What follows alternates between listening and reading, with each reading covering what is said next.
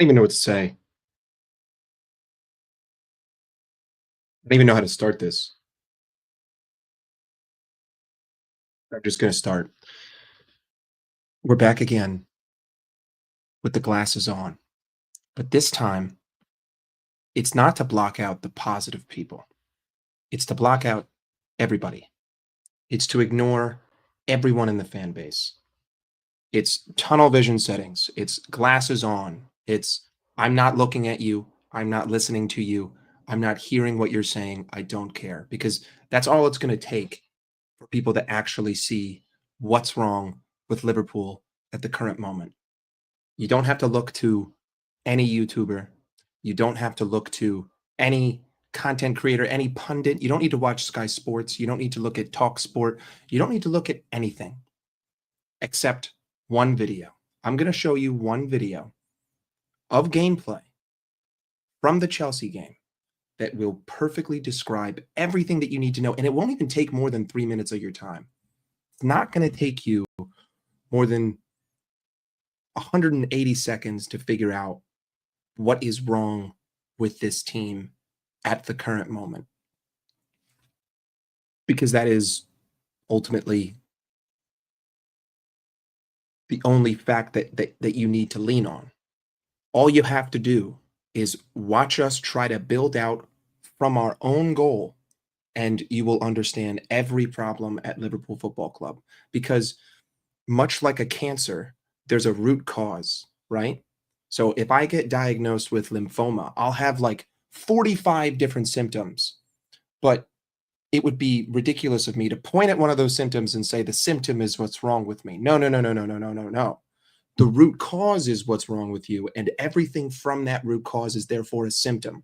So if you want to hyper focus on the symptoms, that's fine. If you want to be one of those people that's looking at Ryan Gravenberch and saying, you know, he needs to sit back, he needs to be deeper, he needs to be a deep lying playmaker, he should remain at the halfway line, that's fine. If you want to hold that opinion, that's a symptom, right? So if you want to hyper focus on that symptom, you can hyper focus on that symptom. If you want to hyper focus on Mohamed Salah ghosting in games, that's another symptom. You can focus on that symptom. That's fine. If you want to focus on Kirkaz not being able to get himself involved, that's a symptom. You can focus on that. If you want to look at Virgil not pressing Caicedo, that's a symptom, right? If you want to talk about Wirtz having zero GA, that's a symptom. If you want to talk about us not being able to figure out who's going to play at right back, that's a symptom. If you want to look at Alexander Isak getting 4 touches in a game against Galatasaray in 30 minutes, that's a symptom. These are all symptoms, right? Every single thing that you're hearing from every single big Liverpool YouTube video content creator, Sky pundit, I don't give a shit.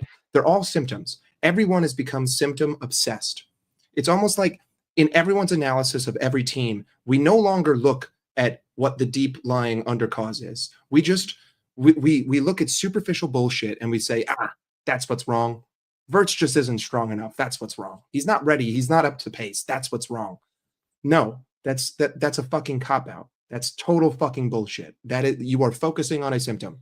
You are the kind of person who you say, ow, my legs hurt, but you don't realize that your fucking legs are broken.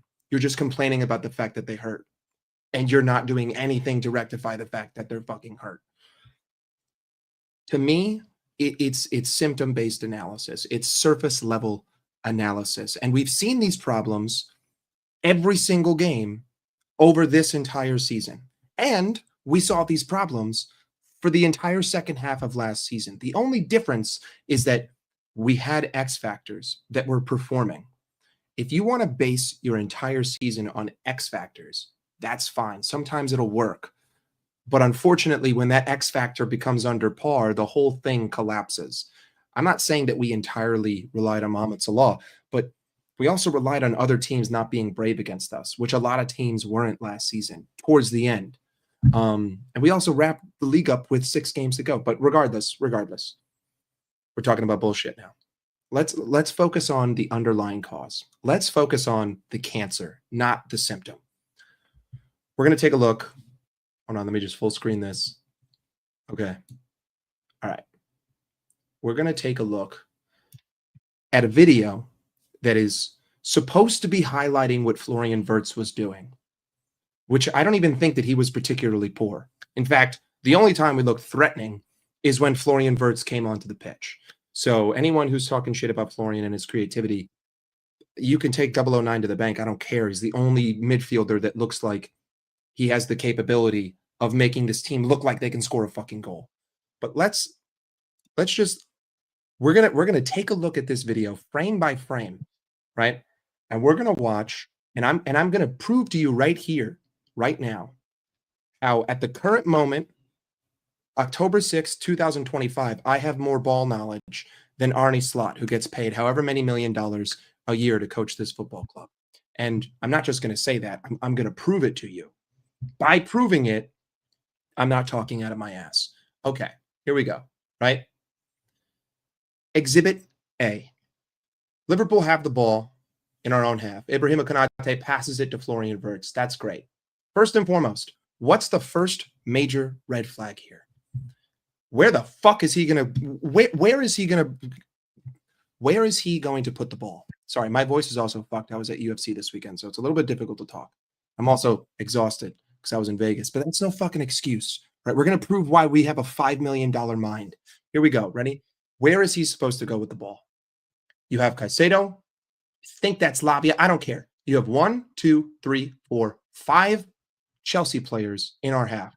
You have Florian Wirtz on the ball. It's super blurry, so I can't see who this is.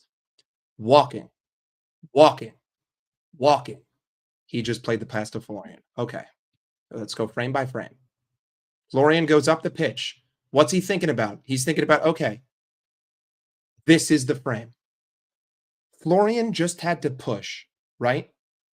And I only see one guy in the entire frame for Liverpool in the opposing half.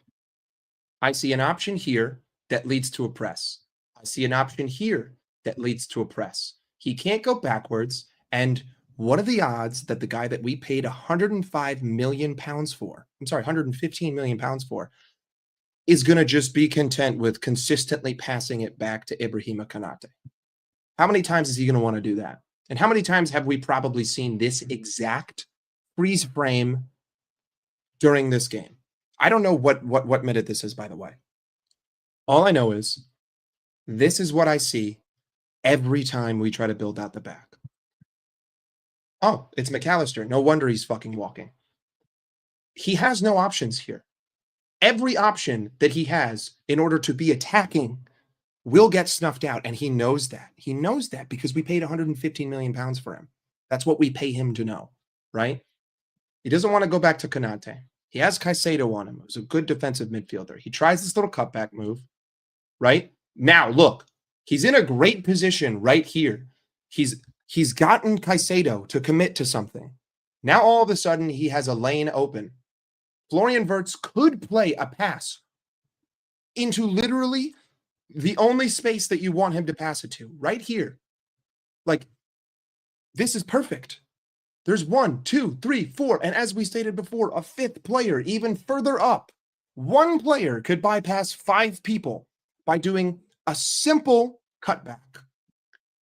But his only progressive option here is completely cut out by Romeo Lavia. That's it. The only progressive pass that the man that I paid 115 million euros for, 115 million pounds for, the only pass he can play is not possible. I mean, listen, maybe he could play this past Anthony Taylor, but at that point, he'll get the ball and it'll be the same thing. Let's continue forward. So Florian Wirtz, he's looking. He thinks about playing the pass, and then he realized Caicedo's cutting in. So now he has to retreat up, and now we see where everyone is. Now we see. Okay, I've got Ryan right here. I've got Isak right here. And I've got Kerkez right here. So Kerkez is taking up McAllister's role. Kerkez is trying to be the extra man in midfield by inverting. Isak is sitting up here because he's the striker. Where's Mo? Can anyone find Mo? I can't. Where is he? That's Sobo. That's Grav. That's McAllister. That's Kerkez. That's Isak. And here's my star 10 trying to figure out what to do with the ball because he has one player walking. 2 players walking. 3, 4, 5. 5 players walking. I don't see Mohamed Salah in the space that he should be, which is right here. I don't see Ryan Gravenberch in the place that he should be, which is right here. I mean, to be 100% honest with you, it should be McAllister who had the ball in this position and Wirtz in the space for McAllister to play to. But because Florian Wirtz has to drop so deep in order to receive the ball so that we can try to build out, I am losing the connecting dot. The connector is supposed to be the 10. The guy who's at the halfway line is supposed to be the progressive midfielder who I get the ball to, who can drive into space, who could then find the incisive pass. That player is occupying the position of the 6, the deep lying ball picker who's supposed to take it and get it to Florian Wirtz. Florian Wirtz now has to do that job himself, and he has to be creative, and he has to get GA. This is a zero-sum play. And then what people are going to say when I fast forward this is that Wirtz isn't strong. Wirtz is too weak on the ball. Wirtz makes mistakes. Wirtz, he isn't the guy, right? But we've already determined that every single option that Florian Wirtz could have had wasn't there, and everyone is walking. So now we go, and now all of a sudden, Lavia presses up, and at the only time Alexis McAllister decides to fucking pick up his feet and move is when he is being pressured by 2 individual defensive midfielders. And he doesn't even make a good run. Like, what is he supposed to do here? Oh, you know what? Lavia isn't there. Let me just magically pass it right fucking through him so that you can get in behind. If anything, McAllister should be dropping deeper so that he can play it here. McAllister can play it to Kirkes. McAllister can keep running. This is what's known as a triangle, right? Triangle. The key to football. Triangles. There is no triangle here. Right now, I got a guy getting double teamed in the middle of my midfield. That's exactly what it is. Florian Wirtz is being double teamed. Take that however you want. Florian Wirtz now gets it. Florian Wirtz tries to play the pass, and then we're going to say, what a shit guy. What a shit player. What a shit. Look at how shit he is. Oh my God, he tried to dink Romeo Lavia, who handballs it. What a shit player. God, this 105 million pound player, look how terrible he is. He's getting double teamed after everyone's been walking for 20 seconds, and then he plays a ball into a hand. Oh, he's so shit. God, he's so fucking bad. He is so fucking bad. That is how stupid you all sound. Let's continue. Another moment. All right, cool. Let's take a look here. McAllister has the ball. 1, 2, 3 Chelsea players by him. Isak isolated alone. Mohamed Salah standing here. Fuck all. Doing fuck all. Who's this? Can't even tell. Curtis Jones? Curtis Jones is tying his shoe. And Robertson's like, yo, I'm open. I'm open. It's just like, what are we supposed to do here? How am I supposed to attack when everyone is so spread out? We didn't make this game difficult for Chelsea. Chelsea didn't have to play well. All they had to do was just occupy space. They didn't have to fucking play tight. They didn't have to win challenges. They didn't have to win duels.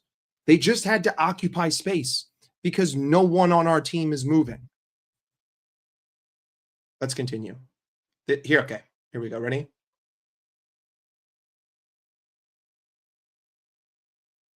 Throw in to Isak. Like, what are we supposed to do here? I get it. People are going to say you're isolating individual moments. And this is off of a throw-in, which is fine. But this is all I have, right? What I'm seeing constantly is the same thing no matter what the situation is. Isak takes the throw-in, gives it to Florian Wirtz. Florian Wirtz gives it back. Cody Gakpo is about 30 yards offside. Mohamed Salah is all the way over here. McAllister's here, and Wirtz is here. 1, 2, 3, 4 guys occupying space, preventing anything going inside except back to McAllister. And even if it gets back to McAllister, how is McAllister going to be progressive from this position? It isn't possible. If like off of a throw-in, the clear play here is Isak to Verts, back to Isak. Okay, Isak, you make a move now. Isak, bring it back to McAllister. I'm fine with all of that. My issue becomes when McAllister gets the ball, where is he supposed to go other than backwards? So I have a throw in a progressive position at, 10 yards outside of the 18-yard box in the opposing half. And basically, I got to do a 1-2 to kick it back because I have a giant hole right here. Like in the most ideal world, Isak isn't taking this throw in. He's here. Probably McAllister's doing the 1-2, and Kirkes is up here where McAllister is. Now, I'm hyper-focusing on this whole throw-in element, but I only have this video to operate off of me. Let's continue. Okay, here we go. Ready? Curtis Jones plays it to Florian Wirtz. No matter what Florian Wirtz does here, it's going to fail. There is nothing that he can do. Curtis Jones has now put Florian Wirtz into a 100% fail scenario. There is no other explanation to what is happening at Liverpool Football Club. Curtis Jones plays it to Florian Wirtz. Florian Wirtz is surrounded by 1, 2, 3, 4 Chelsea players in a box. Congratulations, Florian Wirtz. Curtis Jones, you have just put Florian Wirtz into the box of death. Thank you very much. You have McAllister, who's here, ball watching, holding his dick. You have Robertson, who's here, which, fair play to Robertson because he was exhausted and he was at least giving me effort, and I give him zero blame for that final goal. And anyone who does, go fuck yourself. You have Mohamed Salah sitting here jerking off. You have Szoboszlai sitting here jerking off. I have one player in between Wirtz and Salah. I have Cucurella man marking him. I've got 1 center back, 2 center back. I've got Cody Gakpo sitting here jerking off. I've got Dominic Szoboszlai, who also has a man on him jerking off. All Chelsea is doing in this current freeze frame is occupying space. They are doing nothing else. Florian Wirtz realizes that he's completely surrounded, has to take a touch to try to get some space, and he does well to find himself some space. Now he gets into an attacking position. Caicedo makes a good tackle, but there's no other option for Florian Wirtz here. There is nothing else that he can do. And what are we going to do? What are we going to do when we look at this? We're going to say, Wirtz dribbles himself into trouble. Wirtz fucking sucks. Look at how shitty this midfielder is. What kind of fucking idiot is going to try to dribble into space like that? Oh, what a fucking moron. What a fucking loser. Total waste of 105 million pounds. You see that, guys? God, he's so shit. Look at how fucking bad he is. Oh, look how heavy that touch is. Oh, he's garbage. He's garbage. Caicedo didn't bite at all. Caicedo didn't almost fall down. God, what a fucking dog shit player. Damn. Look, and he gets double teamed. Oh, what kind of player can't get past a double team? Florian Wirtz, because he sucks. Like, do you see how stupid that analysis sounds? Do you see how fucking stupid you are for looking at the game like that? Absolutely ridiculous. This is the kind of surface level bullshit that you're going to see all over YouTube and on Sky Sports and by every pundit. Surface level analysis without actually looking at the root cause. If you were a doctor, your patients would be dying because you would just be looking at the symptoms and you wouldn't be trying to get down to the root cause. So a patient would come in and they would say, I have headaches all the time. And then you'd give them Tylenol and then they would die from a fucking brain tumor. That is the kind of doctor you are with this kind of analysis. Let's continue. All right, another position where Liverpool can progress. You're right, Hustle Bones. You're right. Let's go back. All he had to do was turn and run through 1, 2, 3, 4, 5 guys. You're right. My bad. If he turns and if he had just shot it right here instead of getting tackled, he'd be worth 105 million, right? Like if he had just right there, if he had just Trivellaed it, if he just held L2 and he shot and he just Trivellaed it right here because Sanchez is off his line, bro, 100% the play. You got it. Like Hustle Bones, you got it. Here we go. All right, Florian Wirtz gets the ball. Where's he going to go? Where is he going to go?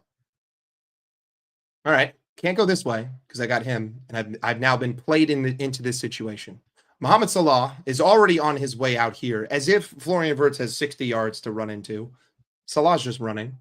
I've got 1, 2, 3, 4, 5 Liverpool players behind the ball, 1 equal, and Andrew Robertson over here with 1, 2 guys in between him and the ball carrier. What does Florian Wirtz do? Cuts back, dribbles himself into space, does well to find it, gets it out to Andrew Robertson. But when Robbo gets it, what other option does he have other than to play it back? Again, this single scenario, whatever, right? I had multiple options. Wirtz did well to get the ball to Andrew Robertson. Andrew Robertson probably is going to play it back. You could say, why isn't he trying to play it to Cody Gakpo? Well, Andrew Robertson is left-footed, and he has Gusto right on him. Regardless, let's take a look at another attacking scenario. Florian Wirtz receives the ball. Number 1, he has to make the half turn. Number 2, you know what? Let's just play this through. Let's see if Florian Wirtz does it without even me saying anything. He does. He plays it into space. Look at that. Look at that. Oh, my God. Look what happens when you time a run. Oh, just kidding, because Mo's offside, as always.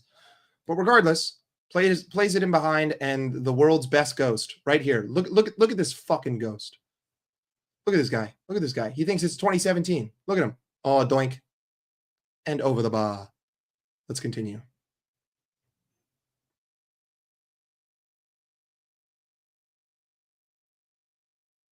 Is it positionalism versus relationalism? What do you mean by that? I'm not sure what you mean by positionalism versus relationalism. If you're talking about like structure versus chemistry, I don't think chemistry has anything to do with why this team is playing so poor. It's just not a chemistry problem by any way, shape, or form. Like, for instance, right here.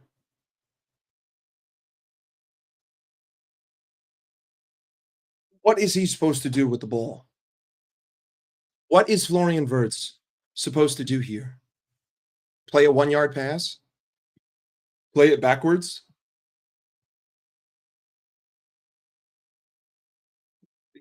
He played the 1-yard pass. Hang on. There was another moment from this game. Okay, right here. When I said that that Chelsea, all they had to do was occupy space, it doesn't matter who receives the ball, right? Because every time we get into a progressive position, whoever is holding the ball is surrounded. And more often than not, it's Florian Wirtz, who just gets swarmed. Like, in this position, he doesn't have any options. Mohamed Salah is sitting there, but like, what is he supposed to do? Cucurella's right there. I can't just slip it in. Curtis Jones is going to try to make a run, but no matter what, Lavia is that Lavia or Caicedo? It doesn't matter. There's a Chelsea player right there. Watch Curtis continue his run. I mean, this would be the moment to play the pass. This. But even then, there's 1, 2, 3 guys I would have to bypass. That would be known as a brilliant pass. How many times can you rely on a brilliant pass? I mean, just like look at this. Florian has the ball in a dangerous position. 4 yards from the top of the 18-yard box. And the only option that he has is to split 2 defenders to get it to Cody Gakpo. And even when Cody Gakpo gets it, there's this thing, it's called movement. And this guy right here will be able to pressure him, which means that Florian Wirtz can play this pass. Cody Gakpo has to have a perfect touch and immediately put it on goal. Could have been on the floor. But regardless, his touch takes him away from goal, and all of a sudden, It's collapsed. The entire attack has collapsed. It is a lack of meaningful movement, but a lack of meaningful movement comes from Liverpool being instructed to play the way they are. The reason why I say that is because we have a 10 game sample size with the same problems playing the same way. If it's 10 games, it's got to be instructional. If this was a one off, I would say on the day the boys didn't have it. On the day the boys just weren't there. We just weren't ready. We didn't have the energy. It is what it is. In that case, I would agree with you. And I would say it is meaningful movement. We didn't have it today. But this is what I've had all season. And if you go back and you look at every single one of the goals that we have fucking scored, bar the one that Rio Ngamoa scored, they all came in transition. And you don't have to instruct this team how to play in attacking transition. I mean, look at the fucking positioning here. Just like get it through your skull. This freeze frame right here. 1, 2, 3, 4, 5, 6, 7, 8 Chelsea players in the box. 1, 2, 3, 4, 5, 6. 6 Liverpool players in the box. Already, they have a 2-man advantage. Already, 2-man advantage from right here. In this moment, there is a 2-man advantage for Chelsea. Now, Cody Gakpo does well to get the ball back to Florian Wirtz. But no matter what Florian does, not only do I have a numerical disadvantage, I have guys occupying the same space. Look, 1, Ekitike, Curtis Jones, and Mohamed Salah are within 5 yards of each other. Look at how much space there is right here. Look, like just use your eyes. Look. 1, 2, 3, 4 players in between where the ball is and where the next Liverpool guy is. This is not attacking football. This isn't even football. This is fucking haram ball. This is wallahi ball. This is throw it up and pray ball. This is terrible. And like, what are you going to ask Florian Wirtz to do? Please tell me. For 105 million pounds, are you telling me that I should expect Florian Wirtz 10 times out of 10 to just wallop this with his left foot? He laid it on a platter for you, bro. Go on, Florian. Fucking hammer it. Hammer it, bro. Hammer it. Hammer it in the net. What are you going to do? Hammer it. Hammer it. Like, here's exactly what they're going to tell you. I'm going to tell you right now. This is exactly what they're going to tell you. They're going to tell you Florian Wirtz has a shit touch. God, wallahi, look how shit his touch is. Look how shit his touch is. It's almost as though he was just played into a 5-on-1. Open your fucking eyes. Open them. Open them. First of all, 8-man advantage, 2-man advantage, 8v6. Second of all, 1, 2, 3 guys occupying the same spot, 2 guys occupying the same spot right here, and you're playing it to Florian Wirtz to then get swarmed by 5 Chelsea players. Look at that. Look at that. Holy shit. Holy shit. What a fucking waste of money this guy is. What an absolute waste of money. Look at this. Look at how dog shit Florian Wirtz is. Are you kidding me? You're telling me that you don't have the capability of dribbling past all 5 of these guys and putting them in the back of the net? The fuck did I pay money for you for? Are you out of your mind? Holy shit, look how bad he is. Look at this. Oh, what a terrible touch. What a terrible touch. You're right. You're right. What a terrible touch. Hold on, I see a whole bunch of chats. Big up ends. Big up ends. Big up. Big up to you. Isak does make incisive runs, but Isak, I don't blame him because his job is to stand at the top. Isak is not a false 9. He's not Ekitike. It's not his job to drop deep and get the ball. It's Mo's job. It's Cody's job to get deep, to then play the ball to Isak.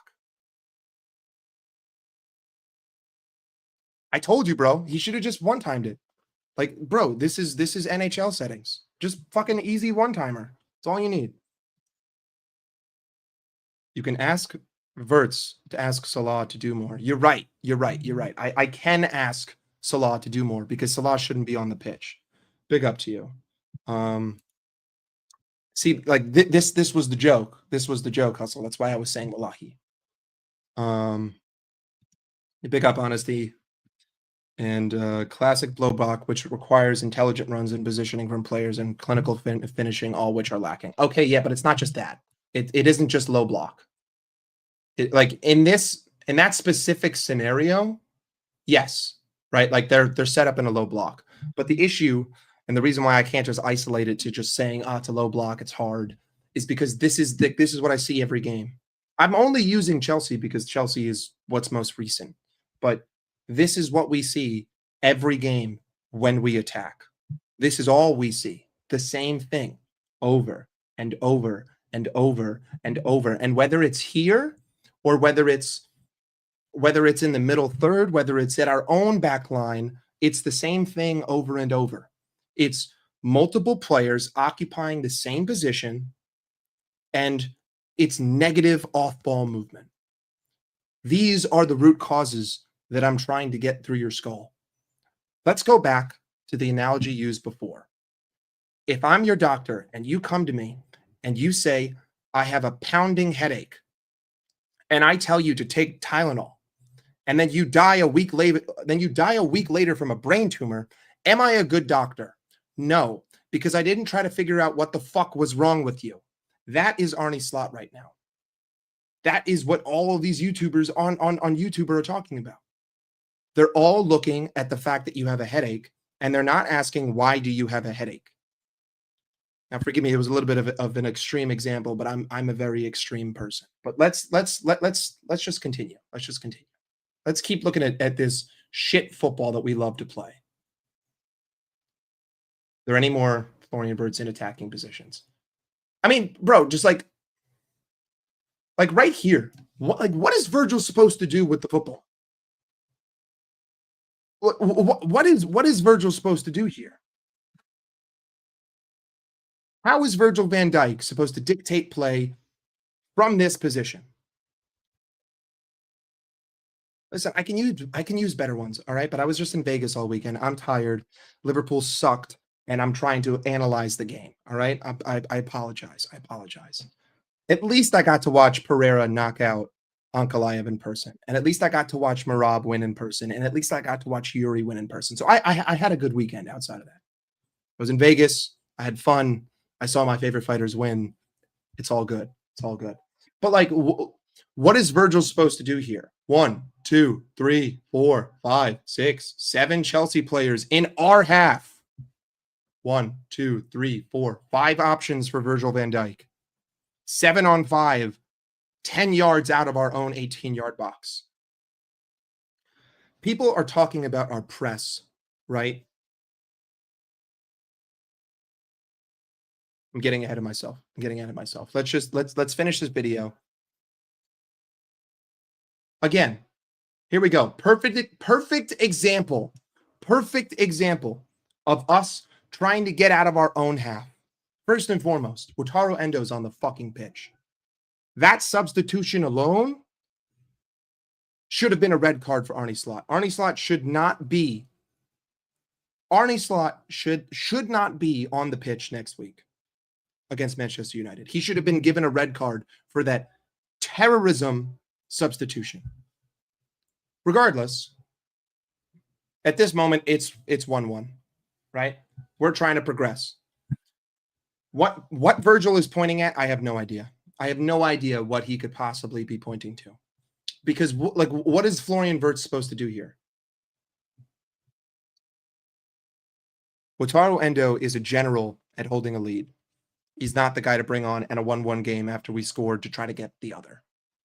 And McAllister should have been taken off 30 minutes before, and Salah should have been taken off 30 minutes before. It's not a disrespect to Wataru Endo. It's just not the player that we needed at the moment. If we were up 3-1 or if we were up 2-1, I would have said, yeah, put him on. But this is the kind of position that Florian Wirtz constantly finds himself in, which then he gets shit talked for because this guy just isn't progressive enough. Out of the frame, right here, I've got one midfielder. I can't tell. Is this Ekitike? No, that's Curtis Jones. Okay. I've got Endo, man marked, Curtis Jones, a guy in the lane between Florian Wirtz and Curtis Jones, Soboslai, Salah, who looks like he's already getting ready to run. Like, look at his body positioning. Salah looks like Florian Wirtz is a magician, and he's just going to go ping, ping, ping. I mean, listen, if he had pace, I'd say like 100%. Let's do it. Get the ball to Mo. Maybe that's the solution. Maybe the key to unlocking this is to just stop fucking playing it on the floor through midfield and just launch it deep. Every time, go to the corner, corner, corner, corner, corner. Regardless, he doesn't have any options other than to go sideways or backwards, and he doesn't want to do that. We didn't pay 105 million pounds to tell Florian Wirtz to go sideways or backwards. We paid 115 million pounds for him to go forward, for him to be progressive. But either way, he has now occupied the role of Ryan Gravenberch, which, in all fairness, Ryan Gravenberch is now playing center back because Konate was having a stinker. But that's another player who we're just pointing at and saying, hey, that's the symptom. The symptom is the problem. Konate, the symptom, he's the problem. Him playing bad, symptom, problem. Not the problem. Symptom of the problem. Ultimate problem, the structure of the team has completely been destroyed because there is no structure, because there is no off-ball movement. And because there's no off-ball movement, there's no triangles. And because there's no triangles, we get defeated time and time again. And we can't find ourselves in attacking positions through possession. The only time this team finds themselves in dangerous areas is in transition, but that's what I expect because this has been a transition team for 10 years, and these are transition players. Either way, Florian Wirtz left with nothing to do except try to buy time, play it to Curtis Jones, and then either way, when Curtis Jones gets the ball, now it's Curtis Jones' problem. Now, everything we just said for Florian Wirtz, we could say for Curtis Jones. How is he supposed to be progressive in this position? Where are his options? Andrew Robertson being man-marked by Esteval. Ekitike is in between both center backs. Mohamed Salah is sitting here in no man's land, jerking off. Endo, for some reason, has decided to become the progressive midfielder and bomb up the pitch. Completely fucked. The ball has been totally isolated and neutralized. Chelsea have a solid box, 1, 2, 3, 4, all around the ball with zero options for Curtis Jones. The only realistic thing that he could try to do here would be Ekitike drop a little bit. I'll pass it to you, shield it off, hope that Robertson gets past Esteval. What are the odds that Robertson is going to get past Esteval in 2025? Negative 500. So again, this is the ultimate problem.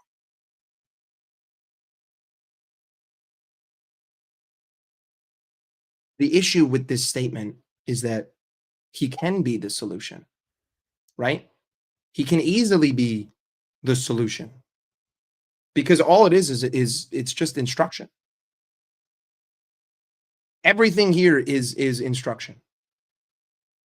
Because I see this every single game, and like I can take this same freeze frame and I can just go back to every game bar Atletico Madrid, maybe Everton, and I could say the same exact thing. Because of that simple fact, I know that it's the root problem because it's appeared in every game this season. Again, if this was an isolated incident, I would say the players were off it on the day. But consistency equals a pattern, and a pattern equals the root cause, right? If you have multiple symptoms, I have a headache, my arms hurt, I have yellow skin, probably have jaundice, right? Your liver's probably failing. If you come to me and your skin is as yellow as the sun, I'm probably going to tell you your liver's failing, you have jaundice. But that would be if I'm a good doctor. With the doctor that we have in Arne slot at the current moment, you would go to the doctor, your eyes would be yellow, your skin would be yellow, and Arne would say, I think you just need to drink some raw milk, buddy. A little bit of raw milk and some Tylenol, you'll be good. Big up. That's essentially what's going on. Let's just take this to the end of the video. And that's it for Florian Wirtz. Okay, here we go. This is the video that I saw. Bear in mind, this is in the preseason. But I just want you to look at the difference in the structure. Look at the difference in where the players are. We are in our own half, I believe. Yeah, we are. No. We're in the opposition half. Ryan Gravenberch has the ball. Look at how many players are around him. 1, 2, 3, 4, 5, all in great positions. I can play the ball here. He can easily turn and give the ball here. All of a sudden, we have space.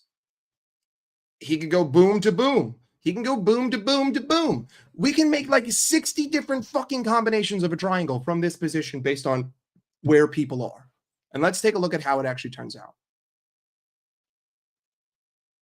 Wait, I thought Konate was the problem.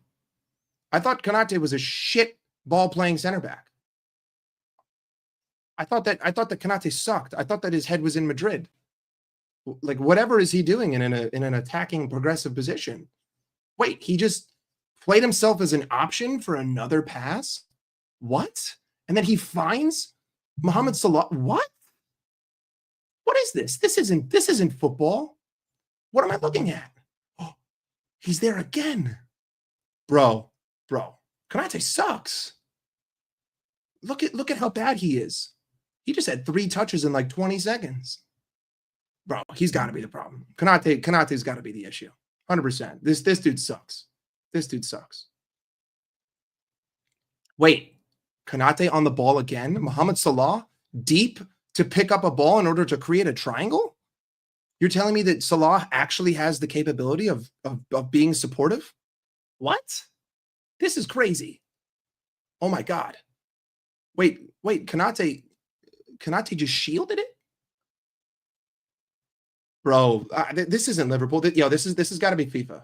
There's no way that this is Liverpool. There's just no way. There's zero way that this is Liverpool Football Club. Nah. Look at that. I mean, look at that whole fucking sequence. For once in our life, this season, in a preseason game, Salah and everyone else is where they're supposed to be in order to bypass a press. We create what's known as a triangle. The doctor would tell you that you're fucking cooking. I mean, seriously. Yeah, but you're right, guys. Konate's the fucking issue here, for sure. All of a sudden, because we had enough guys in order to create a triangle here, we can play the ball out. And then look, Bilbao think that, oh my God, we're pressuring them. We've got them cornered. And now we're able to play out of the press. And because we're able to play out of the press, all of a sudden, we have space to attack. And now that we have space to attack, we have space to run into. And because we have space to run into, and holy shit, did you guys just see what I just saw? Cody Gakpo actually played an overlap. I mean, if you're telling me that it's this easy to build out of a press, bear in mind, like, this is Bilbao's like first team. And this is practically our first team playing as well. So I don't want to hear any bullshit that, oh, this is preseason. Everyone on the pitch looks like they're fucking hustling. One overlapping pass to the attacking fullback that we bought, and all of a sudden we create an opportunity. I mean, albeit it wasn't a goal, but I don't care. Like, if I had done that 25 times against Chelsea and I didn't score any of them, I would probably be pretty happy right now. I would be pretty content with the status of my football club. I'd say, you know what, on the day we were just unlucky. We were just unlucky. It is what it is. It is instruction. Because we have seen it every game, it's instruction. Now, the only leeway I will give Arne Slot here is maybe it's not. Maybe it's the players just reverting to type. And you can't scream to all 11 of them at the same time on the pitch. But if that's the case, why hasn't he identified the players that aren't listening and dropped them? If that player's name is Mohamed Salah, which, if we take a look here, like, Salah is the most important player in this entire buildup out of the press. I don't care who you are. I don't care what you think you know about this sport. If Mo is not here, we don't build up out of the press. I haven't seen Mo here like once in the last 5 games. Not once. Because he's there, we're able to create that first triangle.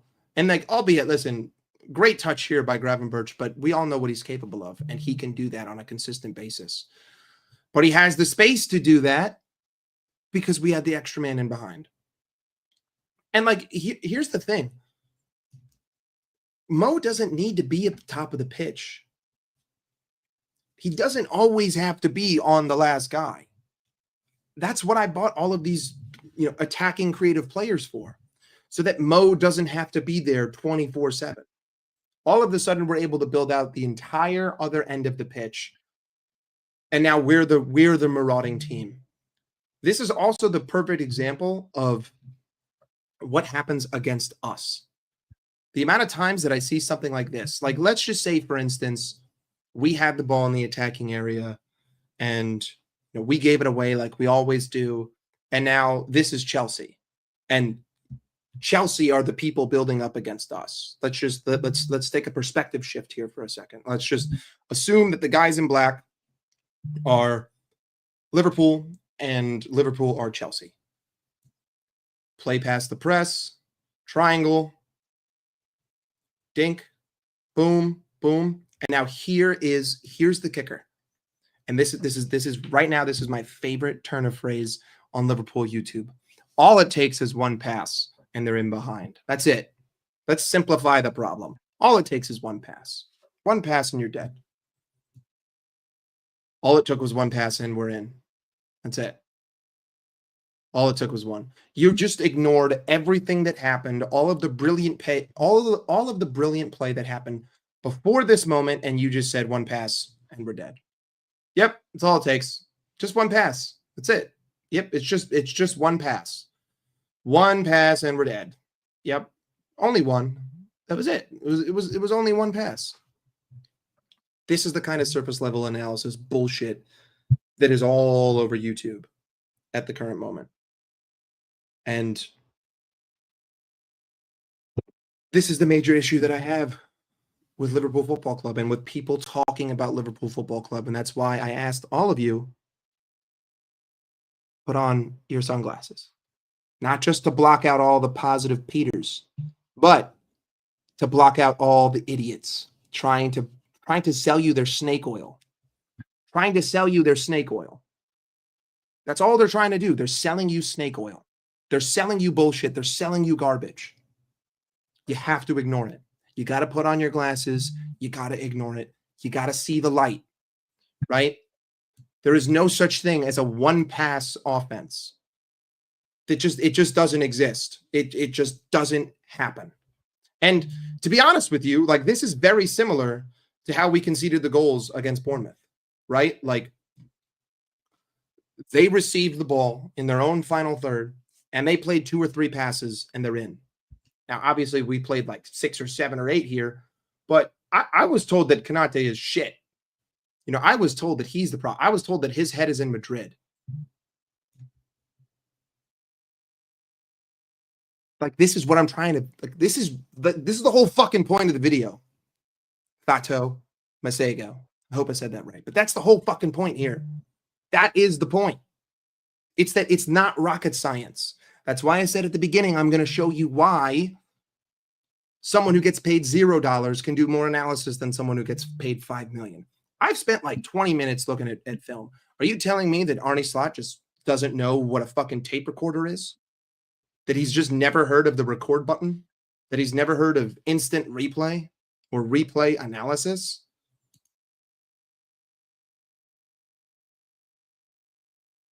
I believe that the way that we're set up right now is a combination of 2 different things. I think we purposely try to slow down the game in spells in order to not expend too much energy in order to mitigate injuries, which I don't have an issue with. I want these guys to stay healthy. I also think that Arne Slot is a little bit arrogant and believes that his players have the capability of all performing magic with 0 support.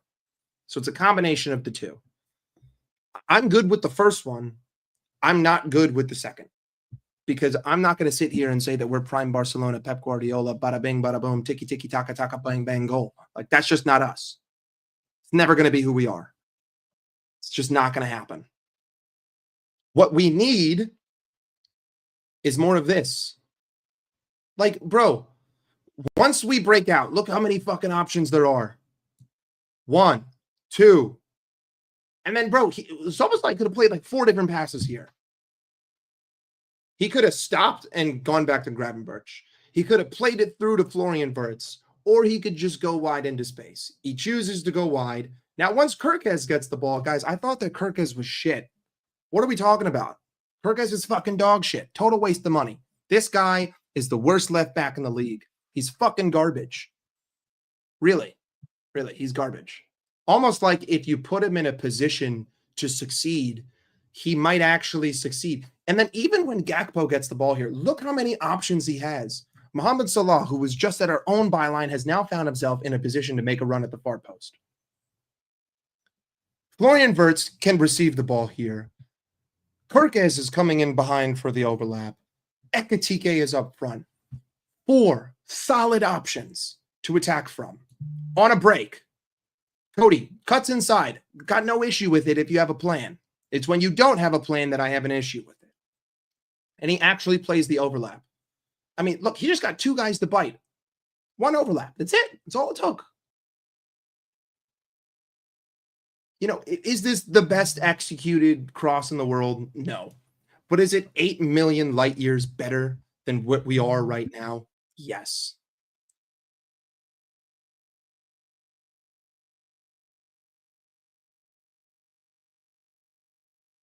Tried to break this down to so many people, bro. All I kept hearing was, you guys are too negative. And I said, why wait to lose to see the problem? Now everyone pretending they have been saying it lies. See? Like, we saw, like, okay, here's another issue. I've seen us do this season. Like, there have been spells of games where we play like this. And I'm like, okay, like, we're cooking. Like, the first 15 minutes of Galatasaray, this is kind of like, this is what our transition play looked like. It's just that Frimpong found himself a little bit too isolated and guys weren't making runs. But we were getting into the final third. And then it just stopped once the penalty happened. And this is how we looked against Atletico the whole time. Like, what I just showed you is the whole fucking Atletico game.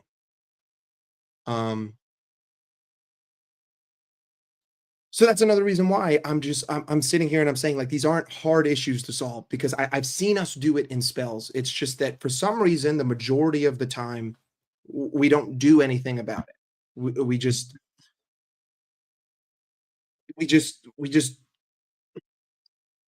drag our feet. Like, there's no other way to put it other than it's slow, lethargic, dragging of feet. It's like a petulant child.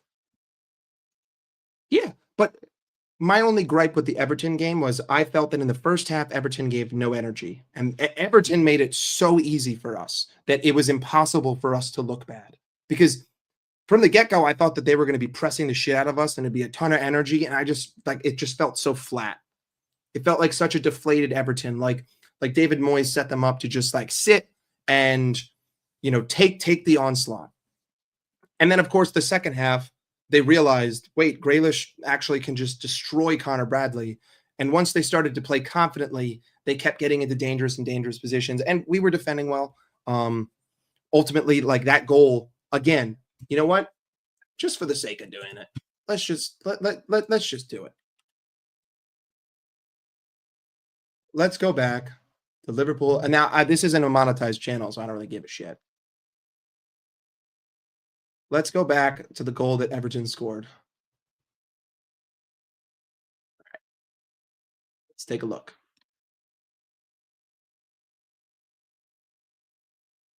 Oh, is it really not going to show me the pass that McAllister made right before this?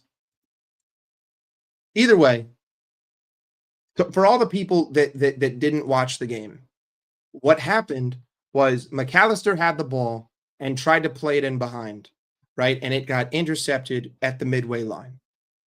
So he tried to force himself a pass. And then what we're going to say is that we have terrible defense. We're going to say we're bad. Okay, well, I have 1, 2, 3, 4, 5, 6 guys defending on 4 in a transition period, with one of them being Jack Grealish against Connor Bradley, who clearly showed that he does not have the capability of defending. I don't want to play this because I don't want to get copyrighted. You know what? Doesn't matter. I can't even make my point because I can't go back to McAllister's pass.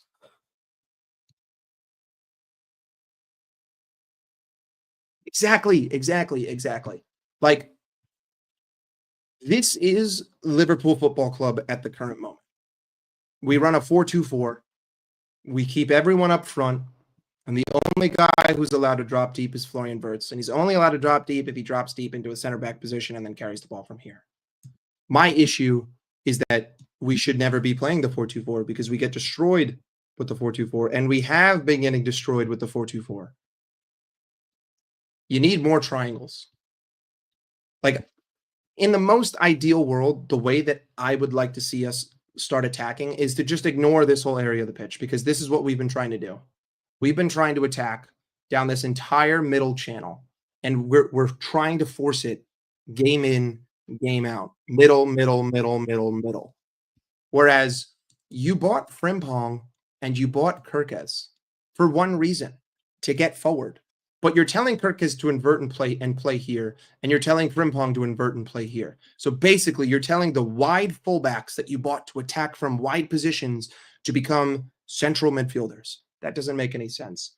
Ideally, I would like to see us attack from width and compact the whole formation to it. So if Mohamed Salah is sitting here and he's isolated, right? He needs to have two different options. He needs to have the option back, who can then play it to the other side of the field, and he needs to have Frimpong overlapping or underlapping. Now, I know Mo, and I know that Mo likes underlaps. So in that scenario, you'd want Connor Bradley there because Connor Bradley likes to underlap, not overlap. Either way, you need someone to drag a defender to give Mo space. Otherwise, Mo's too old and too slow to do anything with it. And what do we then what do we have to do? Because Frimpong is instructed to sit here, Mo has to go back, and then we got to go back, and then we play horseshoe ball. It's like it's not insanity. It's not rocket science. However you want to fucking play, I don't care. If you want to go through the middle, that's fine. Then Mo needs to be an inside forward and Cody needs to be an inside forward. Like, sure, yeah, you can call me a fucking football manager 25, whatever, guru, tactico, idiot, I don't care. The number one symptom of the root cause that we have so far is how spread we are. We need to compact everything. Everything in this team needs to get tighter. So whether you want to play it through the middle or you want to play it out wide, compress, right? Let's go back. Look at how compressed we are. Look at how many guys there are. Look at that. 1, 2, 3, 4, 5, 6, 7. We are tight. Tight. Tight.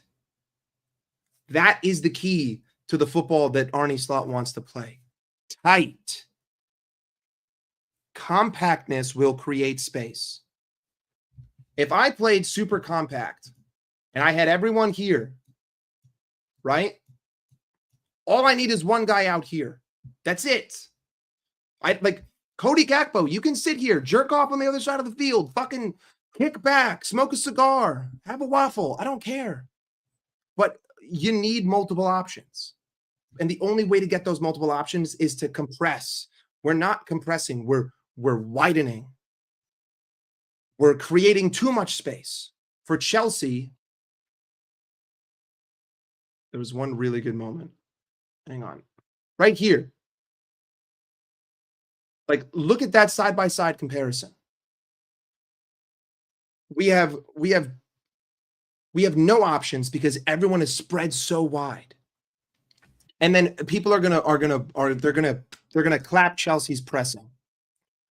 Bro, a fucking youth team could press this club. A high school football team could play against this. Because like you're asking him to just create magic every time he gets the ball because he never has any options. Ideally, to me, closer, like there should be a guy here. There should be a guy. I mean, McAllister's kind of where he is. I'd like him to be a little bit more over here. There should be a guy here. Like Mo should be here. Isak should be here. Cody should be here. Robertson should be here. But he needs more options. You need to compress. We're just super wide. And then we look good in transition because we actually have space to attack. But what teams have figured out over this last 3-game spell is that we don't have to attack you.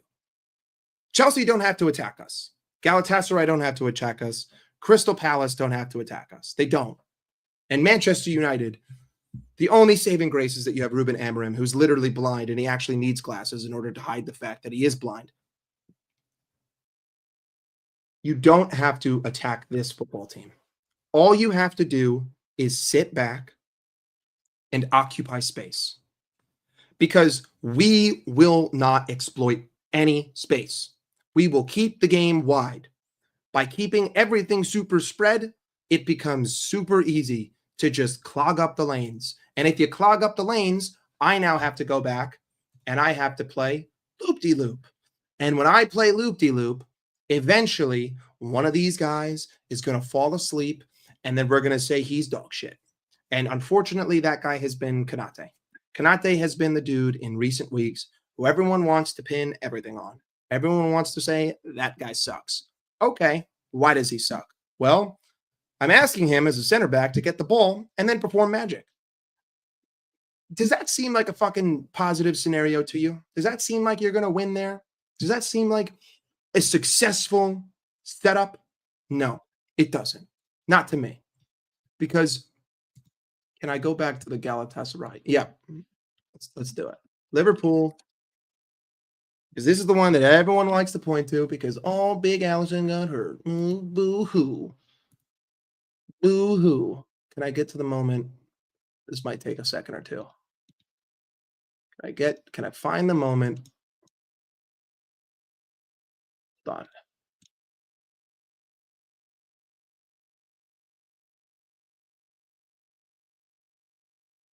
Yeah, right here. Let's do playback speed 7.5. Okay. Ready? Let's just take a look at Liverpool's structure trying to attack Galatasaray down 1-0. Let's do it, boys. Let's do it. Frimpong plays it into Konate. Look at how spread this team is. Quite literally in a 4-2-4. 1, 2, 3, 4. 1, 2, 1, 2, 3, 4. This is Liverpool right now. 4-2-4. I'm not exactly. Should Konate be making his pass back to Ryan Gravenberch? Absolutely. 100%. Right? But how many times this game did I put Konate in this situation over and over and over and over? Konate, expecting him to be perfection 24/7 as a center back is like expecting to score every goal on every attack. If I keep leaning on you and everyone else is slow, eventually there's going to be a mistake. And even if Ryan Gravenberch got the ball, I mean, first and foremost, why are you working backwards? Like, why is Ryan Gravenberch moving away? I hope that's him. That is him. Why is he moving away? What are you backpedaling for? I need you to come closer. I need you to come to me. That's probably what Konate is thinking in his head. Like, hey, you need to push up. You do not need to be backpedaling here. I'm getting pressed. I have nowhere to go with the ball. You have all of the space in the world. Come to me. Come to me. That's what he's saying with this pass. Konate is asking him, come to me. Come to me. And he's going, no. I'm going to run away. Is it a great pass? No. But technically speaking, is that pass where I want it to be? Yes. That is exactly where I want it to be. Because I want my central midfielder to pick up the ball and fucking do something. But we're just going to shit on Konate. And it's Konate's fault that Allison got hurt because Konate made this pass. And we're just going to ignore all the structure of the team and all the setup and everything else in this picture that's wrong. We're going to ignore all of it. And we're just going to hyper-focus on Konate making this one pass. You know what? We should just do that with all of Liverpool. What's the point of talking about the club? Why? Like why? There's no need to talk about anything with Liverpool. Let's just talk about the one moments. We'll only talk about those one moments. Andrew Robertson. It's your fault we conceded. You're right. You're right. Chelsea didn't hit the post, and they weren't attacking the shit out of us for like 20 minutes at the end of the game. It's your fault for, giving the back post away. You're an idiot. Virgil, bro, dude, it's on you. You stuck your ass out. You put that arch up, and Caicedo just slotted it, bro. It's on you. Like, what is the point of analysis if we're not going to look at the root causes of why people are making these mistakes? This is not a successful picture. This is dog shit. And, unfortunately, Konate, he plays a bad pass, but he should have never been put in this fucking position consistently because he had to make the same pass 45 times. We just look at the surface level every time.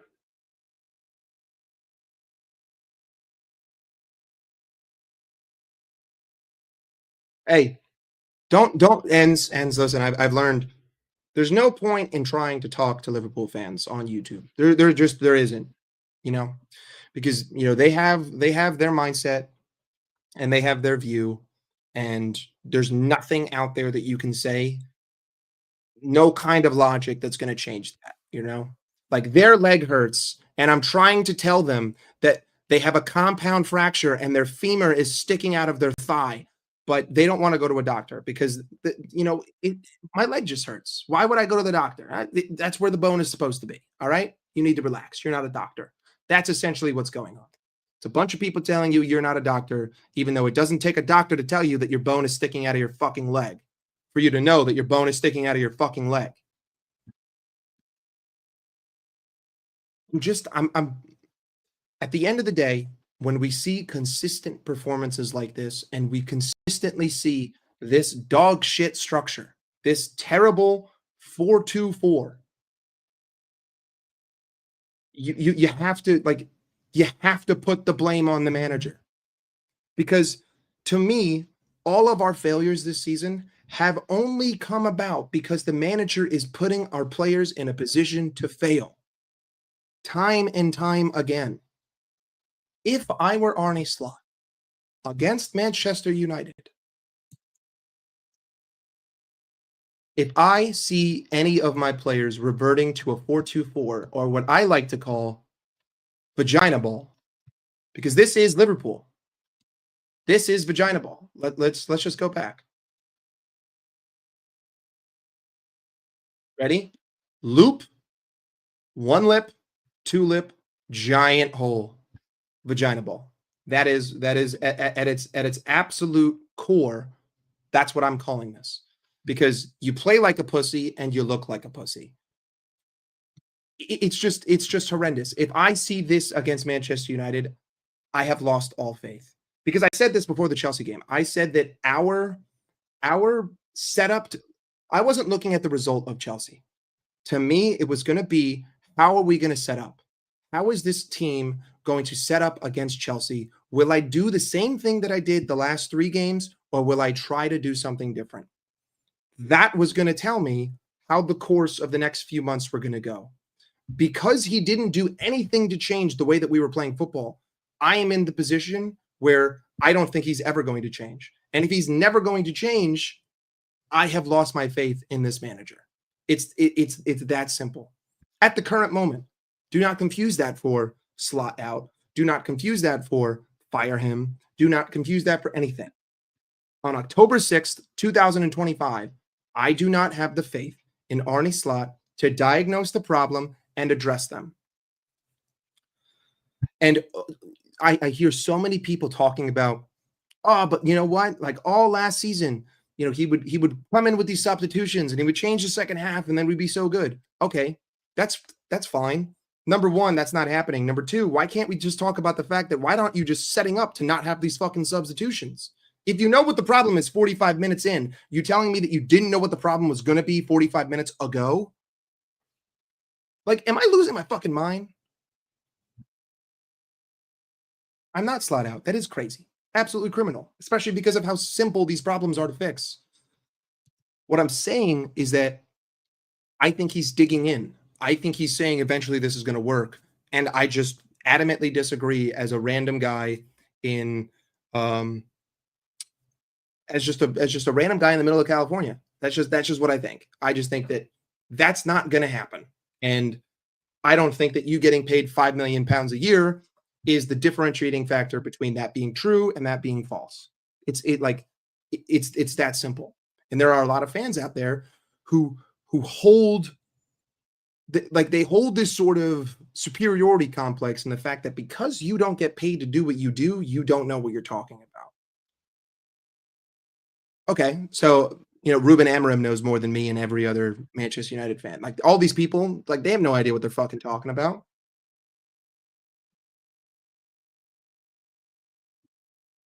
What's the counter argument in favor of his new system?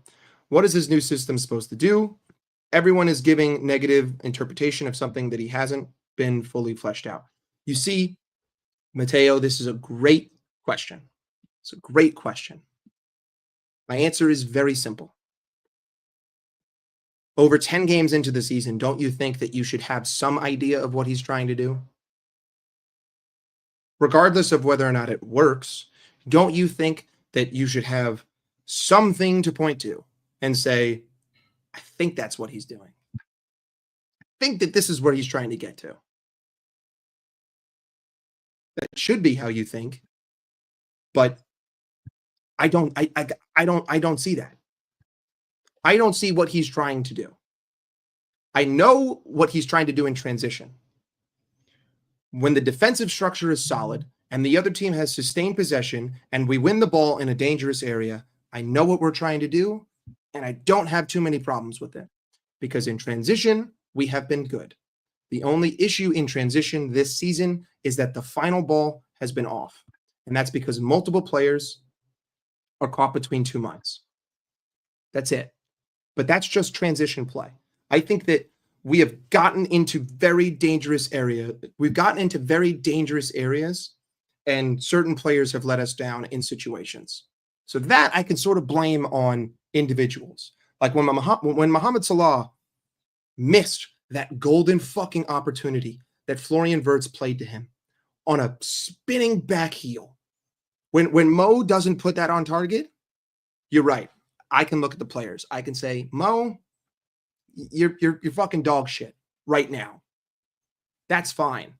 My issue is that that's a very small percentage of the game. And for most of the game, we look like we're trying to control the possession. We're trying to control the pace. We're trying to control the game when we can't, because the structure that we're playing in does not provide control. All it does is provide danger. Again, let's go back. If this is the freeze frame of what happens when I enter the attacking zone after playing horseshoe ball for 30 fucking minutes, I am never going to control shit. Because eventually, one of these guys is going to try to play a flare pass while being triple teamed, which will then lead to a turnover, which then leads to an attack for the opposition. That's the current status of Liverpool Football Club. I don't know what we're trying to do in possession. I don't know what the end goal is in possession. What I do know is that the end goal of possession is to not compact the formation and create opportunities. Unless it's against 10 men and it's the 98th minute and it's against Newcastle and it's a 16-year-old that scores. It's the only time that we've ever really had a full sustained possession of play that led to a goal. What's 3 characteristics of Arne Slot football? You see, this is the easiest answer that I could possibly give. Pussy, pussy, pussy. Triple pussy, otherwise known as a triple form vagina. That is Arne Slot football at the current moment. It's hold the ball and be a pussy. Literally that simple. It's like Arne Slot and Mikel Arteta have traded places this season. Like they've just completely swapped. Arne Slot has become the bitch who can't take risks, and Mikel Arteta has become the dude who is actually realizing what's fucking wrong and making adjustments. So Arteta has gone from being the pussy bitch to being the tactical mastermind, and Arne Slot has gone from being the tactical mastermind to becoming the pussy bitch. Like That is the best way that I could possibly describe this. Because what about this freeze frame in possession in the opposing half tells you I want to attack. I want to score. Like what about this? I don't in no universe do I ever see this leading to a goal. Do I ever see this leading to a title? I don't. And you're neutralizing the guys that you spent half a fucking billion pounds for by playing like this. You're playing like a bitch. Why the fuck is Milos Kerkez inverting? That's a bitch made move. I bought him to overlap Cody and be a fucking wingback. By inverting him, I'm basically saying I don't want that guy too far up the field because I'm a pussy. By playing Dominic Soboslai at right back, you know he's not going to overlap Mo because he's not a fucking right back. So why would he put himself in a position to fail? Dominic Soboslai is going to play like a fucking pussy. Mohamed Salah is going to sit at the right wing. He's never going to drop deep because he's playing like a lazy pussy. Curtis Jones, another one. Wataru Endo, like the most pussy substitution in the 86th minute. McAllister's been ass for 86 minutes. Now I'm going to replace him with Wataru Endo to try to get a fucking point. Yeah. Like that isn't bitch made at all. As if we weren't just criticizing Arteta 2 or 3 weeks ago for not going for the win. But no, when Arne Slot makes that substitution to try to just take a point, he's not a pussy. Like that's what it is. Right now, you're playing like a pussy. You do not back this team.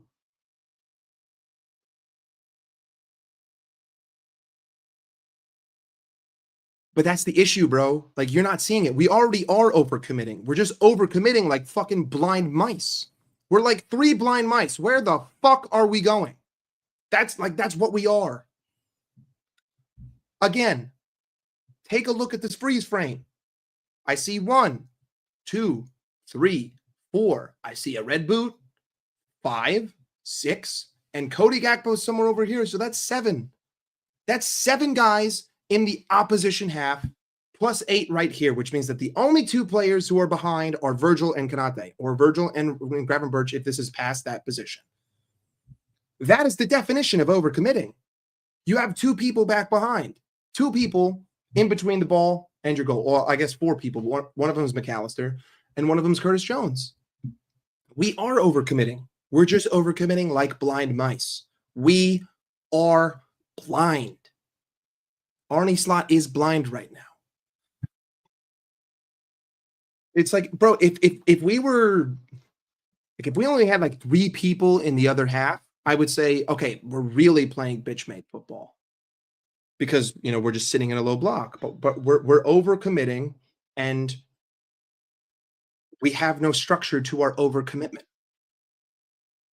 So I would rather see us, if you're going to try to be attacking, then at least be attacking. Like, if you want to control the ball, great. Let's keep it in their half. Let's make it super compact. Let's build triangles. Let's play quick. Let's play smart. And eventually, it'll lead to something. And you know what? If I give something away, that's fine. Because of how compact we are, you know what? Let's just do it like this. Let's imagine we're playing controlled football.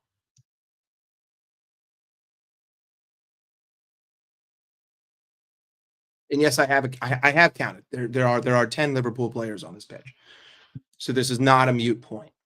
Let's say we're playing controlled, compact football, right? I got a box here. I got Cody out here, whatever.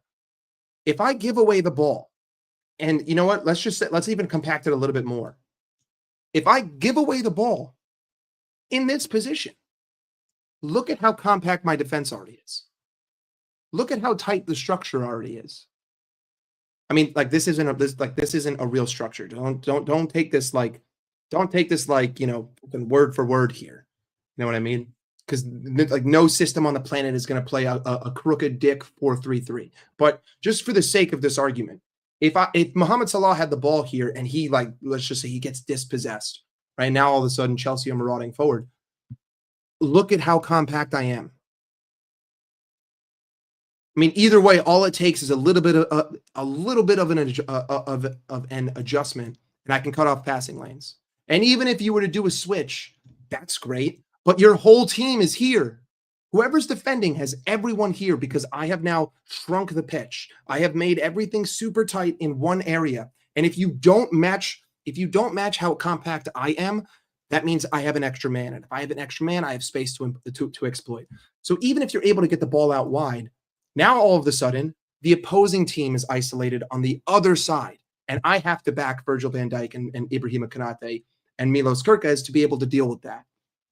And then if we can't deal with that, that's a different problem. And we could talk about that later. But the reason why we look so bad in transition defense is because of how wide we are when we attack. When you're super wide and you're super spread out, like, okay, for instance, if like let's just do a hypothetical here. If Florian Wirtz just did a turn and passed it right there, and all of a sudden Caicedo has the ball, look at all of the space he gets to run into because of how wide we are. He could just pick up and run. And then he'll have 1, 2, 3, 4, 5 guys in front of him to pass to. 5 guys attacking 4 guys with the extra man here. So he's got 5 options plus him. That makes 6 against 4 in a transition against us.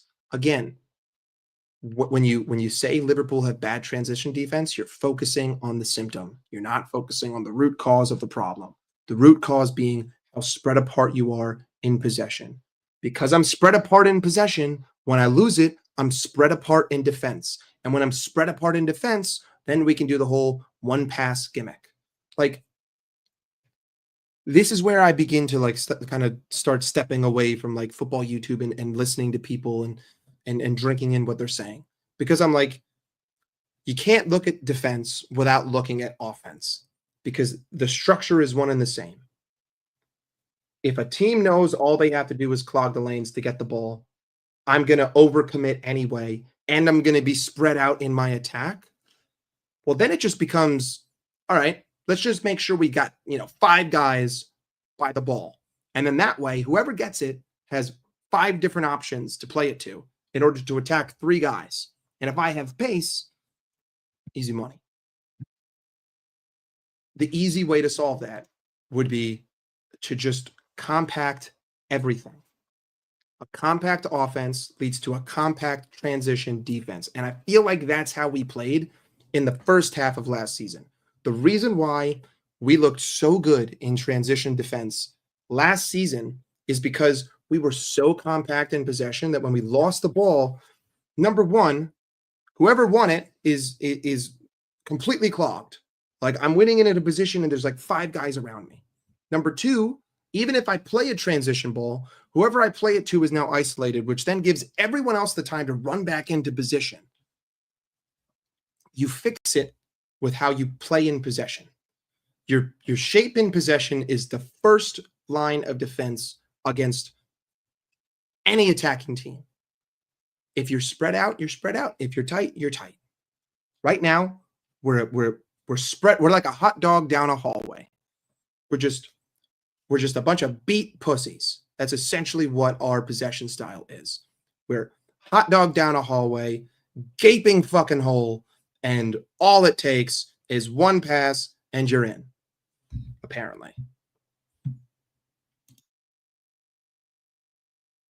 Not at all, because Wirtz is the only fucking bright light in this entire dull, pussified attack.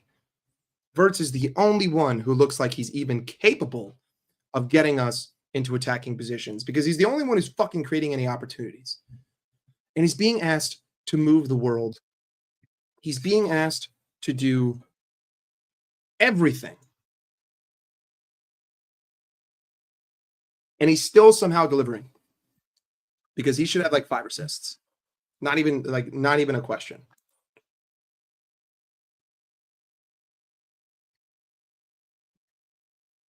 I don't mind you holding that opinion, but my issue is I don't think it's a formation problem. I don't think it's a personnel problem. I think it's an instruction problem. I think no matter what you fucking do, no matter what you put on paper, we're gonna fall back to this loose, gaping hole pussy football of just spread out and nonsense. Who gives a shit if you're fucking running a diamond? You just have to be compact. Wherever the ball is where you're playing from. I think the only time to spread yourself out is in transition or a switch, right? Like if we're playing super compact and it just sucks and we go here and then we switch it here, great, whatever. I'm like all good. But the best possession teams on the planet, they make triangles. And the only way to make triangles is to play compact football. By doing that, you will free up space. Adding the extra man in, you will free up space for someone else to run into.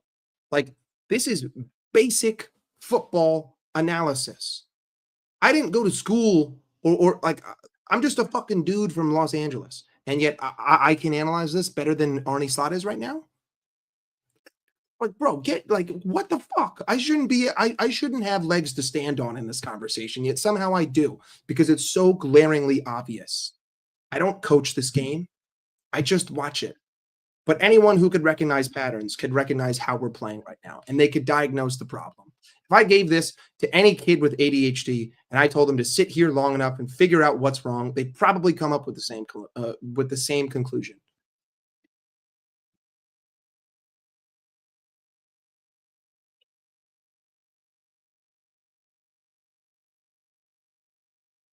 What, birds?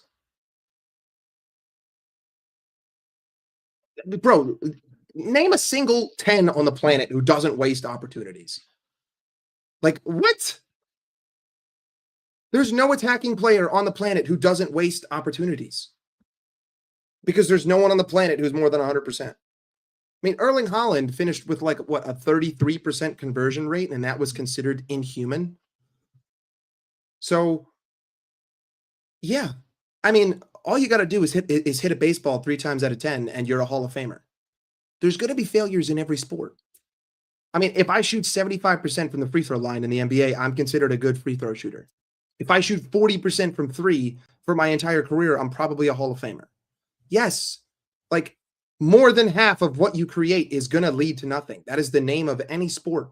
There is no one who produces anything at better than a 1 out of 2 rate unless it's a penalty. So, of course, he's going to waste opportunities. The thing is, I expect him to waste opportunities right now. Again, let's go back to this, because this is Liverpool analysis 2025. Ready? Everyone's going to look at this picture right here. They're going to look at this, and they're going to say, Verts just wasted this opportunity. What a fucking idiot. What a waste of money. You're right. Because how many options did he have other than to first time this past 2 guys? What you're telling me right now is that he's being put in a position to win when he's just not, ever. And like this is how I see him 9 out of 10 times. Of course, there was the back heel to Mo, and Mo hits the side netting. And if that was Chiesa, if that was Chiesa, I think the real question is, does Arne Slot hate Italian people? I think, yeah. I think Arne Slot has a personal vendetta against all Italians. I'm going to put it out there. I think he hates pizza. I think he hates pizza. I think he hates pasta. I think he hates cheese. I think he has a personal disdain for the Roman Empire. I think he blames Caesar for the current capitalistic society that Europe resides in. I think he's against the imperialism of the Roman Catholic Church. And I think because of that, he doesn't play Chiesa no matter how much he deserves to play. And I think that Arne Slot dick rides Mohamed Salah. That's just what I think right now. Because everything that people are talking about Florian Wirtz wasting, that guy's not a fucking magician, bro. This is the type of situation that I see him in 24/7. And whether his name is Florian Wirtz or Jude Bellingham or Kylian Mbappe or any other fucking dude on the planet. This is probably a failure 95% of the time. This whole setup is probably leading to a goal 2 times out of 10. Max. Because you're asking him to hit that first time, if he is, when he's already not even in a position to hit it first time, and you're giving 1, 2, 3, 4, 5, 6 Chelsea players the opportunity to close him down. The Da Vinci Code is an American detective, so you're wrong. You're wrong.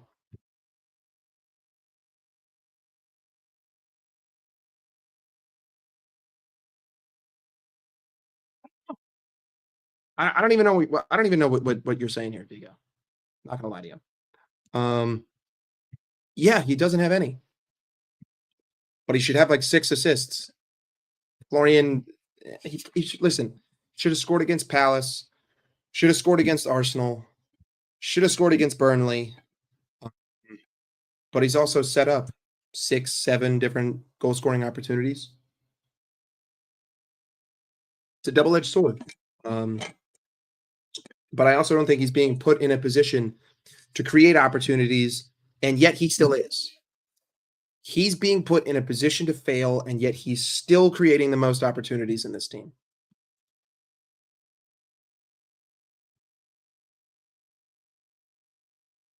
I think he's done enough. Like, again, all you have to do is come to this freeze frame. And if you can, in the chat right now, name one player on the planet where in this position, I'm supposed to expect a goal every time. Just name one guy. Name one guy. Go ahead. I'll give you like 2 seconds. Name one guy who every time is supposed to name a goal.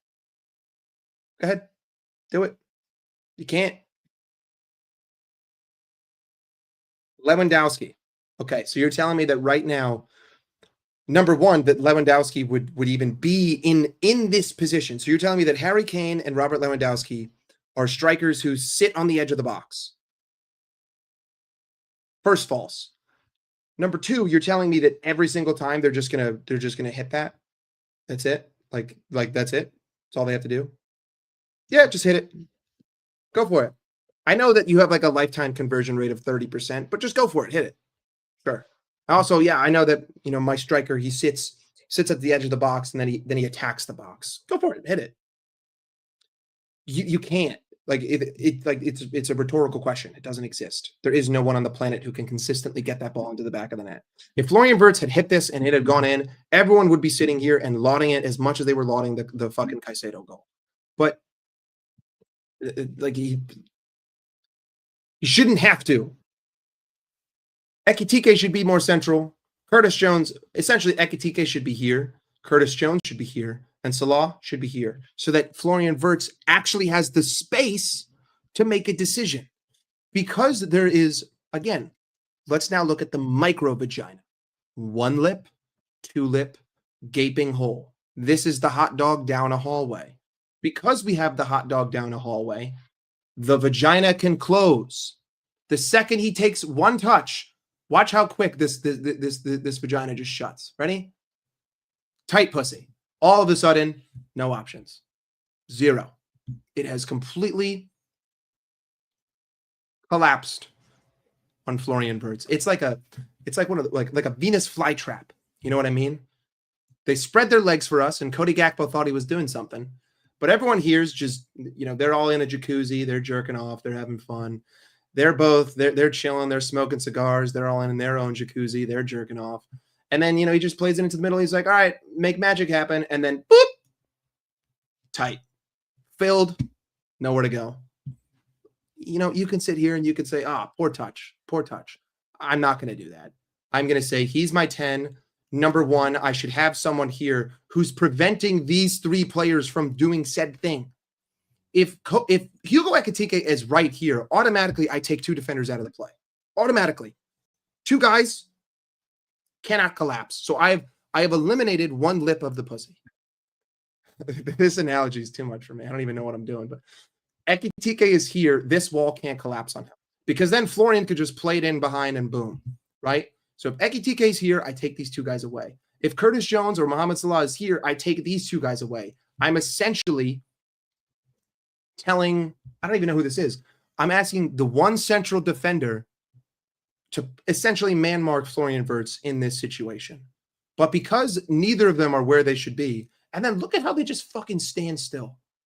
Like what is Ekitike doing? Look at him. He's just stone-footed. And then, you're going to sit here and you're going to say, oh, what a poor touch. What a shit player. Eliminate one lip is diabolical. Yeah, I know. But that's what it is. Like, this is what the Liverpool attack in 2025 for. What 2025 is. It just collapses on whoever's holding the ball. And all it would take is simple positioning. Simple positioning fixes this attack and probably leads to a goal. One guy here, Curtis Jones, and Mohamed Salah, you're here. Or Curtis Jones, you're here.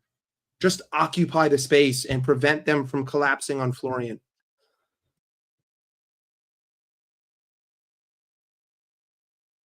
See?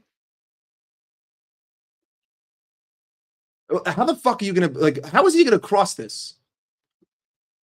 Since, what is this, FIFA? Is he just going to hold L1 and Y and just flip one over? And, yeah, they're just going to have a free header at the back post. It doesn't, and then look how easy it is for them to break out. There you go. Now, I've got 1, 2, 3, 4, 5. Now I've got 6 guys behind the ball, and I've got 4 guys ahead of the ball, and Chelsea can just run at me. If this is how we're going to play football, then Ekitike, Curtis Jones, Mohamed Salah, and Andrew Robertson, y'all can just leave. Just get off the pitch. There's no point in you being here. So just hop out. All good. We're just going to attack with 2 guys. Simple. I don't really have an issue with where Gakpo is. Gakpo is where he should be. Gakpo is exactly where he should be.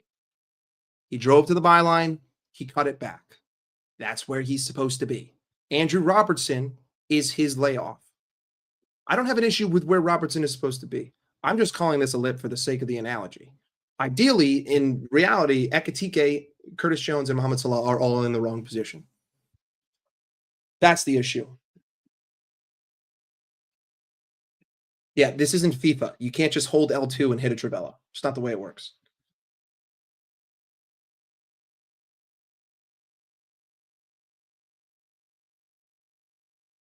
Listen, if you want to say he didn't do well here, that's fine. I'm just telling you that is this touch poor?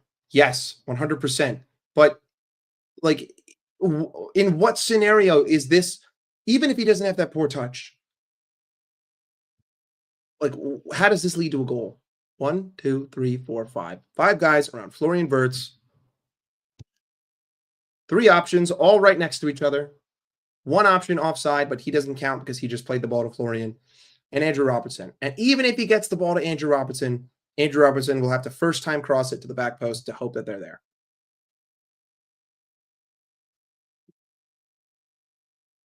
I'm not really focusing on any players.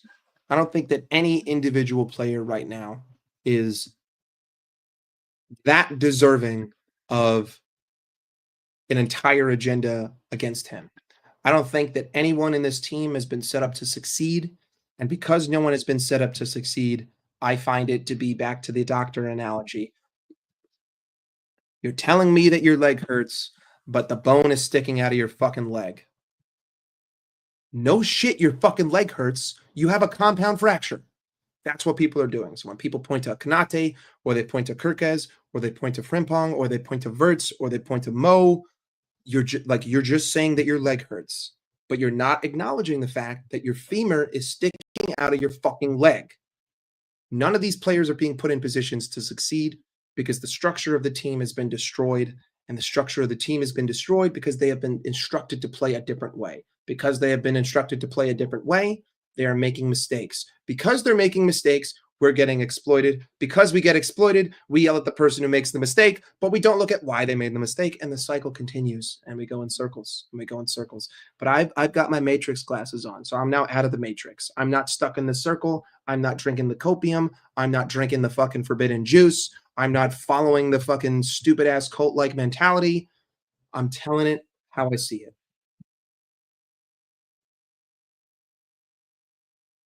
How do we set the pussy up versus United? Exactly. Great question. Very simple answer. Go back to the board and do exactly what I say. I don't care which channel you want to build up through. You compact the formation. That's it. It's all you have to do. This is all you have to do. You present options by playing tight, compact football. By playing tight, compact football, you build triangles. By building triangles, you attack space. By attacking space, you score goals. It's that simple. I don't care what the formation is. I don't care who starts. I don't care any other intangible. None of that makes a difference, except maybe Salah. Salah, I'm sorry. Hang it up, buddy. You need to be rested for at least 2 games because someone needs to kick you in the ass and tell you that I, I need more. This isn't time for you to just fucking coast. Also, you have records to break. I need to see 200 goals out of you. Regardless, I don't care what the setup is. I don't care what the fucking starting lineup is. Compact football. This is all I want to see. When we're being pressed to high heaven, this is it. I want options. Even if it doesn't lead to a fucking goal, which in this case it didn't. I just want to see everything compressed. Rather than vagina ball, we can create bumhole. No, listen. I'm going too far with these analogies. Um, Tight ball. We need tight football. Very tight, compact football. And United is going to have to be the game to see it. I was going to call it butthole ball, but that makes it seem like it's shit, but it's not shit. It's tight rather than loose. See, I told you these analogies. They're going. I'm getting tired now. Wow, hour 43 minutes. Jesus.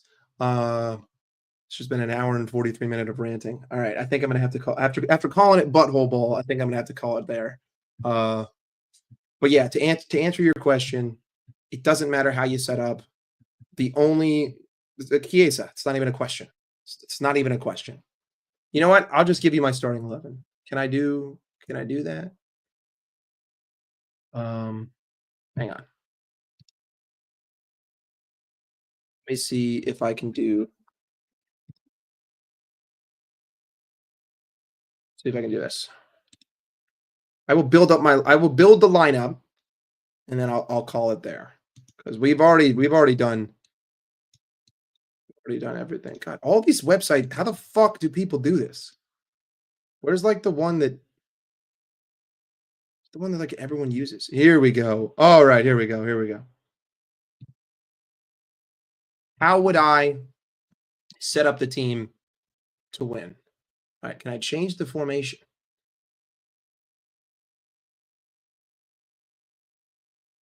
I want to do a 4-4-2. Okay. How does it build up this way? Why can't I flip it?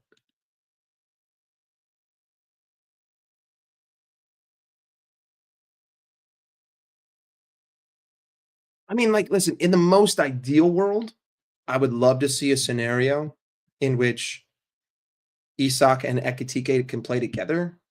But anyway, we're gonna. I'm not gonna get crazy with this. Let's just do it with the normal formation. So let's do Mama. So obviously we have to have him in goal. At left back, I'm going Kirkes. At right back, I'm going Frimpong. Gonna have to go Konate.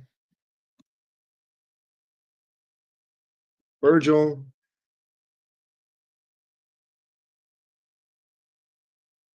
Gonna have to go Grav. Gonna have to go Soboslai. Gonna have to go Verts. Go Chiesa.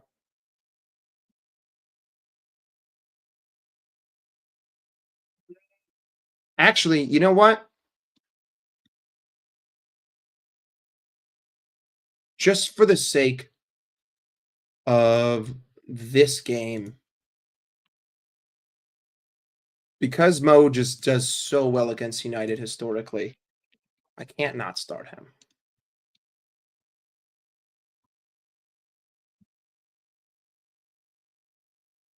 This is how I would set up. This I think is the only setup that we can have against this team. Um, I think that there is no other way. There are no other alternatives. There is no other option. It's that simple. Um, I mean, ideally, we're talking about it really more looking like this, like kind of like that, essentially. Um, in terms of like how the structure would be in possession, we're playing much more compact. And I'm like I would use Chiesa and Salah more as inside forwards than I would as like touchline wingers. Um, like let's just say for instance the ball is on this side of the pitch. Well, I would look a little bit more something like this, right? Essentially, you were just compacting everything. So right, like Mo doesn't have to be on the other side of the pitch. Like you don't have to just match the way that you look on the starting sheet. Our main problem is just that we don't compress.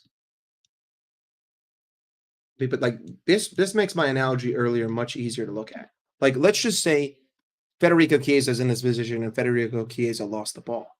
Well, you have to get past Verts, Soboslai, Kirkes, Salah, Gravenberch, and then Frimpong, and all of these guys have the opportunity to go backwards. That's all. But anyway, let's go back to the original formation. This is my starting 11 that wins against United. If I see Dominic Szoboszlai right back again, I'm going to have a fucking aneurysm. If I don't see Federico Chiesa getting a start, I'm going to have an aneurysm. And if we don't start playing compact football and we play this spread, loosey-goosey, hot dog down a hallway, vagina ball, I'm going to have a fucking aneurysm. But yeah, big up to everybody. Big up to all y'all who watched. I streamed for way longer than I actually set out to do. This was good. I got a lot off my chest, I told it like it is. I told it like how I saw it. If you disagree, you're welcome to disagree. Just know that you're wrong. Yeah, big up to everyone who was in the chat. Remember, keep your glasses on. Block out the haters. Get out of the matrix. Understand football. Understand the root cause. Stop looking at the symptoms. Stop buying into the bullshit. If a guy makes an individual error, ask yourself why. And yeah, hope you guys have a great rest of your day. You can catch me on American Waffle in an hour, where I'm going to get my shit cooked by a bunch of people who don't understand fucking shit about this football club. But that's fine. You got to hold that. Got to hold that. And yeah, big up. Take care. I'm out of here.